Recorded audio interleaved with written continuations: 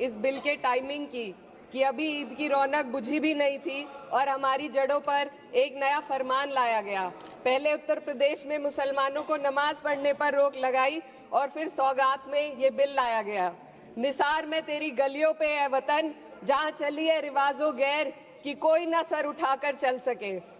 मैं सभापति जी आपको ये बताना चाहती हूँ कि ईद के मौके पर एक विधवा महिला अपनी लड़की के साथ मेरे पास आई और उसने बताया कि वह एक वक्फ की प्रॉपर्टी में रहती है, वही उसके सर पर छत का काम भी करती है और उसकी रोजी रोटी भी वहीं से आती है।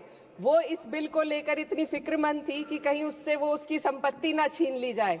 वो अकेली एक ऐसी महिला नहीं है, ऐसे लाखों लोग हैं जो वक्फ की गरीब महिलाएं जो वक्फ की संपत्ति से अपना रोजगार चला रहे हैं। और ये जो वक्फ बाय यूजर क्लॉज के हटाने से लाखों वक्फ की जायदाद अपना स्टेटस खो देंगी और लाखों लोग इसी तरीके के लोग सड़कों पर आ जाएंगे। वक्फ क्या है, वक्फ बाय यूजर क्या है? इसका ये मतलब है कि कोई जायदाद अगर सालों से दीन और भलाई के कामों के लिए इस्तेमाल हो रही हो तो वो खुद ब खुद वक्फ मानी जाएगी। हिंदुस्तान की अदालतों ने भी इस बात को तस्लीम किया है। वक्फ बाय यूजर सिर्फ वक्फ बोर्ड को ही मिली कोई खास सौगात नहीं है, ये बल्कि सभी अन्य धार्मिक ट्रस्टों को परंपरा और यूज के आधार पर बिना किसी डॉक्यूमेंटेशन के धार्मिक चरित्र को डिक्लेयर करने का राइट मिला हुआ है। भारत के संविधान के आर्टिकल 13 क्लॉज 3 में कस्टम और यूसेज को कानूनी वैधानिकता प्रदान करता है। इसी आर्टिकल से वक्फ बाय यूजर भी निकला गया है। इस बिल के कानून बनने पर वक्फ बोर्ड तो इस प्रोविजन से हाथ धो बैठेगा, लेकिन अन्य धार्मिक ट्रस्टों को यह सुविधा जारी रहेगी। इससे भारतीय संविधान के आर्टिकल 14 और 15 का सीधा उल्लंघन है, जो धर्म और जाति के आधार पर भेदभाव और कानून के सामने सभी की बराबरी पर जोर देता है। मैं इसके साथ ये भी कहना चाहती हूँ कि सत्ता के लोग जो एक दूसरे की पीठ थपथपा रहे हैं कि वक्फ बाय यूजर का जो अमेंडमेंट इन्होंने दिया उसको एक्सेप्ट कर लिया गया है, लेकिन इनकी शरारत यह है कि उसके साथ ही एक ऐसा प्रोवाइजो इसमें शामिल किया गया जिसके आधार पर यह कहा गया है कि अगर कोई भी वक्फ की संपत्ति विवादित हो तो वो अपना वक्फ स्टेटस खो देगी। तो जो अमेंडमेंट इन्होंने दिया है, जिसको एक्सेप्ट कर लिया गया है, उसका कोई मतलब नहीं है। ये इनकी नीयत है जो साफ जाहिर हो रही है। सोने पर सुहागा एक काम और किया है। सरकार ने वक्फ की कानून के सेक्शन 107 को हटाकर लिमिटेशन एक्ट में 12 साल तक ही किसी के खिलाफ अदालत में जाने का प्रोविजन है। सेक्शन 107 में बोर्ड को लिमिटेशन एक्ट से राहत मिली हुई थी। वक्फ बोर्ड कभी भी अवैध कब्जाधारियों के खिलाफ अदालत जा सकता था।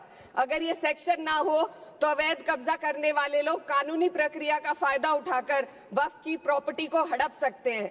अन्य धार्मिक ट्रस्टों पर भी ये लिमिटेशन एक्ट लागू नहीं होती, तो फिर वक्फ बोर्ड के साथ ये सौतेला रवैया क्यों किया जा रहा है? धर्म को देखकर दोहरी नीति क्यों अपनाई जा रही है? सेक्शन 107 और वक्फ बाय यूजर को अगर एक साथ पढ़ा जाए तो इससे लाखों वक्फ की प्रॉपर्टी पर कब्जा किया जाएगा। इसलिए ये बिल मुसलमान की भलाई का नहीं बल्कि उनके वजूद और विरासत को मिटाने का बिल है। हिंदुस्तान में बहुत सारे धार्मिक ट्रस्ट हैं जिसमें उस खास मजहब के लोग शामिल होते हैं और उसका इंतजाम करते हैं। और ये बात समझ में आने वाली भी है, क्योंकि जो व्यक्ति अपने मजहब के रीति रिवाज को जितना अच्छे से समझ सकता है, किसी अन्य मजहब का व्यक्ति नहीं समझ सकता। आर्टिकल 26 क्लॉज 2 के तहत धार्मिक संप्रदायों को अपने मजहबी इदारों के एडमिनिस्ट्रेशन का हक देता है, लेकिन वक्फ बोर्ड के बारे में इसको उल्टा किया जा। Sir 2 minute sir please 2 minutes. सरकार इसे एक सेक्युलर बॉडी मान रही है और इसमें गैर मुस्लिमों को शामिल करने की बात कह रही है। आपके मुंह से सेक्युलरिज्म की बात सुनकर अच्छा लगा, लेकिन अगले ही पल ये भ्रम टूट जाता है, क्योंकि आपको सिर्फ दान देने के लिए प्रैक्टिसिंग मुस्लिम का आपने क्लॉज डाला है, लेकिन बोर्ड में बैठने के लिए मुस्लिम होने की कोई आपकी क्लॉज नहीं है। तो इससे आपकी जो दोहरी नीति है वो साफ जाहिर होती है। ये वही सरकार है जिसने राम जन्मभूमि ट्रस्ट में ये लिख दिया कि जिला अधिकारी भी अगर होगा तो हिंदू होना चाहिए। कोई मुझे बताए कि वहां पर सेक्युलरिज्म का रस क्यों नहीं घोला गया? सर आखिर में मैं अपनी बात को खत्म करने से पहले महिलाओं का मुद्दा बार बार उठाया जा रहा है। सरकार का कहना है कि बोर्ड में मुस्लिम महिलाओं को रिप्रेजेंटेशन देंगे। इस कानून से पहले भी मुस्लिम महिलाएं बोर्ड में मेंबर रह चुकी हैं और मिनिमम 2 का प्रोविजन था, उससे ज्यादा भी हो सकती थी। सर, मैं ये कहना चाहती हूँ कि सरकार ने महिलाओं के लिए ऐसा कौन सा नया काम किया जिसका ढिंढोरा सरकार का हर सदस्य पीट रहा है। इस बात की तायीद अगर आपकी तरफ से कोई मुस्लिम महिला करती तो हम उसका यकीन भी करते, लेकिन अफसोस आपकी इतनी लंबी कतार में एक भी मुस्लिम महिला नजर नहीं आती है। महिला नहीं है, एक महिला। सर, मैं खुद एक मुस्लिम महिला हूँ, मैं सिर्फ सर मैं माइनॉरिटी महिला हूँ। इस सदन में हम सिर्फ 2 महिलाएं हैं और उस नाते से मैं ये बात कहना चाहती हूँ कि इस बिल के माध्यम से मुस्लिम महिलाओं को कुछ नहीं मिल रहा है, ये हमें कुछ नहीं देना चाहते, सिर्फ टोकनिज्म हमारे नाम पर बनाकर एक नैरेटिव मीडिया में चलाना चाहते हैं।